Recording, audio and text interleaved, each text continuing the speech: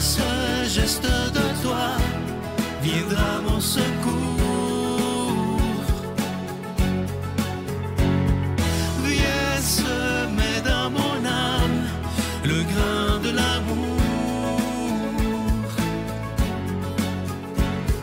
Je traverse un désert et je meurs de soif. Montre-moi le mystère qui garde la foi. Bonjour, bienvenue à votre émission La Victoire de l'amour en ce vendredi 16 mai 2025. J'espère que vous vous portez bien chez vous. On rejoint tout de suite pour sa chronique Claire Jacques et à l'homélie, ce sera l'abbé David Vincent.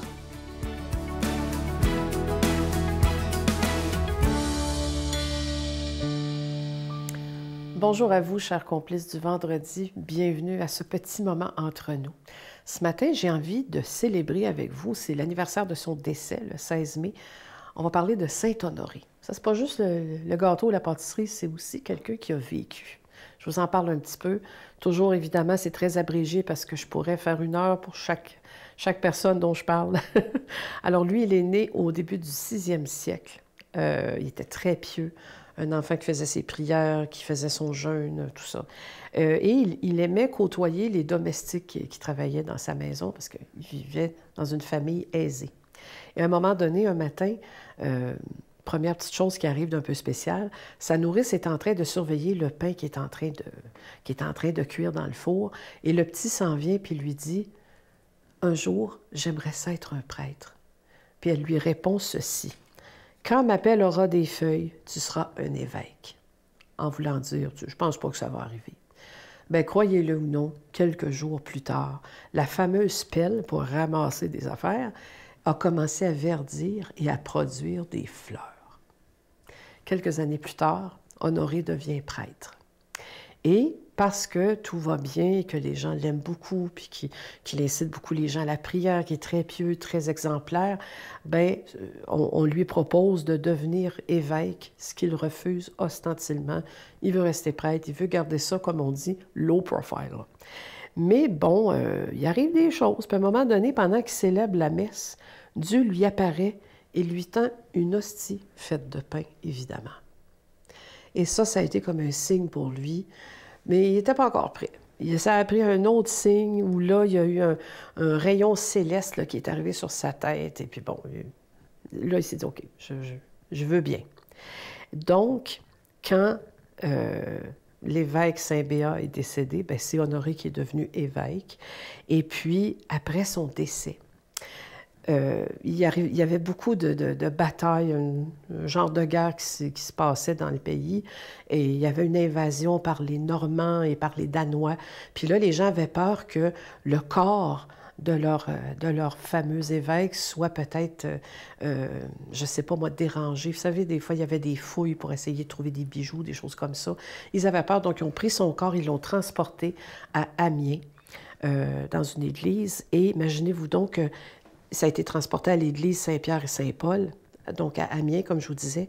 Et en soulevant le corps pour l'amener dans l'église, en rentrant dans l'église, imaginez-vous donc qu'il y avait un crucifix qui était au jubé. Et le crucifix s'est mis à pencher. Et les gens qui étaient présents ont dit que le regard de Jésus sur la croix suivait la dépouille de Honoré. Et depuis ce temps-là, on l'appelle le Jésus à la tête penchée. Donc, évidemment, après ça, il y a eu des miracles qui lui ont été associés encore à ce jour. Et en France, le 16 mai, on fête la Saint-Honoré. On ne lunche pas avec un vrai repas, on lunche avec des pâtisseries, des gâteaux, des croissants, avec les recettes qui sont faites supposément en tradition avec ce qui se faisait à l'époque où Honoré était vivant. Donc, le Saint-Honoré, quand on le déguste, quand on le consomme, bien, on se rappelle aussi de sa vie, on se rappelle de tout ce qu'il a fait. Et il y a même un village complet, là, en fait, qui est dédié à sa vie, qui est encore très, très, très vivant et très traditionnel dans la conservation des souvenirs de cet homme formidable qu'on a sacré patron des boulangers. On l'a pris pour que le pain soit bon. Alors, j'espère que le vôtre sera bon aussi aujourd'hui. Bonne fin de semaine. Notre Père qui es aux cieux, Que ton nom soit sanctifié, que ton règne vienne, que ta volonté soit faite sur la terre comme au ciel. Donne-nous aujourd'hui notre pain de ce jour. Pardonne-nous nos offenses, comme nous pardonnons aussi à ceux qui nous ont offensés. Et ne nous laisse pas entrer en tentation, mais délivre-nous du mal, car c'est à toi qu'appartiennent le règne, la puissance et la gloire pour les siècles des siècles. Amen. La Victoire de l'amour vous invite à célébrer 30 ans d'amour au Centre Vidéotron de Québec, le 24 mai 2025, de 13h à 17h. Avec Mélissa Bédard, Patrick Normand, Nathalie Laure, Guylaine Tanguay et la présence exceptionnelle de Michel Thor. Témoignages et conférences avec Sœur Angèle, Dominique Bertrand, David Bernard, Christine Michaud, Martin Larocque, Claire Jacques, Victor et l'équipe de la Victoire de l'amour. Billets en vente maintenant sur lavictoiredelamour.org. Encore une fois, je suis tellement content de vous présenter ce tout nouveau livre de Martin Larocque. C'est le cadeau du mois de mai. Il s'intitule « Et si la solution était l'amour », un livre que vous allez beaucoup aimer. Il est écrit en gros caractères. Et comme je le dis depuis les quelques semaines passées, si vous avez lu le premier qui est absolument extraordinaire, le second, je vous le dis, c'est beaucoup plus personnel, c'est très émouvant parfois. Moi, j'en ai même pleuré en le lisant parce que Martin se livre vraiment sur les épreuves qu'il a vécues, mais il nous donne plein de solutions finalement pour être plus heureux et être plus épanoui. Alors, je vous invite à vous le procurer. C'est avec un don de 25 $ et si vous en voulez deux, avec un don de 40 $. Je veux vous remercier de tout cœur de ce que vous faites pour la Victoire de l'amour depuis plus de 30 ans. Et évidemment, sans vous, bien, ça ne pourrait pas exister. Mais avec vous, ça peut durer encore des dizaines et des dizaines d'années. Voici comment vous le procurez. Par la poste à la Victoire de l'amour, casier postal 120, succursale Boucherville à Boucherville, le J4B 5E6. Ou par téléphone, par carte de crédit, du lundi au jeudi, de 8h à 17h, au 514-523-4433, ou à notre numéro sans frais, le 1-888-811-9291. Également sur notre site Internet, le www.lavictoiredelamour.org. Avec votre don, vous recevrez aussi un reçu pour fin d'impôt. Merci de donner des mains à la Providence. Merci d'investir dans votre foi. Ce qu'il y a dans ce livre-là, là, je sais que vous l'avez vécu aussi. Je sais que vous auriez pu l'écrire, ce livre-là, mais c'est moi qui l'ai fait avant vous.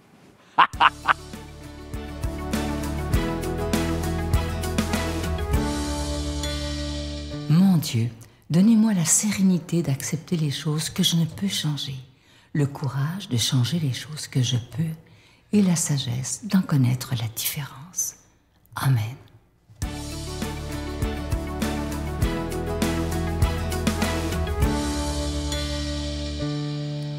Bon matin à vous. La parole de Dieu aujourd'hui est un peu poignante, j'oserais dire. Jésus est en train de donner son dernier discours à ses disciples avant de vivre son dernier repas. Bien sûr, par après, on le sait, de vivre les derniers moments de sa vie, d'être arrêté, jugé, de mourir sur une croix et de ressusciter. Plusieurs fois, Jésus, dans son ministère, va annoncer que le Fils de l'homme doit souffrir et mourir. Et ses disciples ont de la difficulté comme à croire ou d'une certaine manière à réaliser ce que Jésus va vivre dans un avenir rapproché. Et dans ce dernier discours de Jésus à ses disciples, Jésus est en train de les préparer et même de les réconforter. Il leur dit que votre cœur ne se trouble pas. Vous croyez en Dieu, croyez aussi en moi. Jésus est en train d'interpeller ses disciples à lui faire confiance, d'une certaine manière qu'il va être là aussi, à ne pas être troublé dans les événements peut-être bousculants qu'ils vont vivre, ce qui va, d'une certaine manière, même les effrayer, à garder confiance en lui. Il va même dire plus loin, « Il y a beaucoup de demeures dans la maison de mon Père. Sinon, vous aurais-je dit que je vais vous préparer une place. » Non seulement Jésus, en réconfortant ses disciples, en les préparant aux prochains événements difficiles qu'ils vont vivre, non seulement il les invite à garder confiance en lui, mais il leur dit aussi qu'il va les amener avec lui, qu'ils vont être auprès de lui. Comme quoi, Jésus ne va jamais les abandonner, ne va jamais les quitter, mais qu'il veut les garder auprès de lui. C'est pour nous aussi, d'une certaine manière. Nous sommes des disciples de Jésus. Et dans les événements pas toujours faciles à vivre, il me semble que c'est réconfortant pour moi, dans ma foi, de savoir que Jésus ne m'abandonne pas, qu'il demande de lui faire confiance et que non seulement il m'aime assez, mais il veut me garder avec lui, même dans cette autre vie après la mort, dans la vie éternelle. Jésus va ajouter, « Quand je serai allé vous préparer une place, je reviendrai et je vous prendrai avec moi, afin que là où je suis, vous soyez vous aussi. » Jésus nous interpelle à le suivre. Il nous dit qu'il nous a d'une certaine manière déjà tout donné. Thomas, qui est témoin de cet événement, va lui dire, « Oui, Seigneur, mais on ne sait même pas le chemin que tu prends. Comment pourrions-nous connaître où tu vas? » Jésus va avoir cette très belle phrase qui est très inspirante pour nous, même dans les événements, des fois, qui sont bouleversants, qui sont difficiles. Il dit, « Je suis le chemin, la vérité et la vie. Nul ne vient au Père que par moi. » Jésus nous dit que c'est lui le chemin, c'est lui la voie. C'est lui, dans le fond, qui nous guide, qui nous aide à passer au travers des événements des fois difficiles, comme dans les beaux moments de notre vie. Je me souviens, lorsque j'ai appris à conduire les premières années, il n'y avait pas autant de GPS dans les voitures comme on a. Peut-être tranquillement, ça vous donne un peu mon âge, même si je ne suis pas vieux. Mais pour se débrouiller, il fallait prendre une belle carte routière. Il m'est arrivé de me perdre en chemin. J'étais sur le bord de la route, essayant un peu de retrouver mon chemin, et une personne gentille, généreuse, est arrêtée pour me demander où je me rendais. Je lui ai donné l'adresse, je me rendais chez un ami, et mieux que ça, il m'a dit « Venez, suis-moi, je vais vous y conduire. » Ah! Comme j'étais rassuré que cela m'a fait beaucoup de bien de savoir que quelqu'un me menait à bon port. Jésus, dans notre vie, il est comme ça, même quand on est perdu dans notre vie personnelle ou qu'on ne sait plus trop, dans le fond, quel choix faire. Mieux que ça, dans notre vie, avec les GPS modernes, Jésus, c'est notre GPS. C'est lui qui nous guide, c'est lui qui nous ouvre le chemin, qui nous aide à trouver le bon chemin. Peut-être que vous êtes comme moi, il vous arrive peut-être des fois dans votre vie de vous demander « Comment je pourrais réagir dans telle situation? Qu'est-ce que je pourrais dire? Comment, dans le fond, quelle attitude pourrait m'habiter? » C'est Jésus le secret. Moi, je me demande comment Jésus agirait dans ma vie. Qu'est-ce qu'il dirait? J'essaie de l'imiter d'une certaine manière. C'est comme ça que je trouve le GPS qu'est Jésus. Et très souvent, je trouve ma réponse. Je trouve ma manière d'agir, la bonne parole à dire. Parce que d'une certaine manière, c'est lui qui passe à travers moi. Ce n'est pas d'une certaine manière simplement moi qui trouve la réponse, mais c'est Jésus qui vient me la donner, qui vient m'inspirer. Aujourd'hui, je t'interpelle à te centrer sur lui, à lui demander qu'il t'inspire les paroles, les gestes, l'attitude que tu as à avoir. Et pour t'aider, bien moi je te bénis, au nom du Père, du Fils et du Saint-Esprit. Amen. Je vous salue Marie, pleine de grâce. Le Seigneur est avec vous. Vous êtes bénie entre toutes les femmes, et Jésus, le fruit de vos entrailles, est béni. Sainte Marie, Mère de Dieu, priez pour nous pécheurs, maintenant et à l'heure de notre mort. Amen.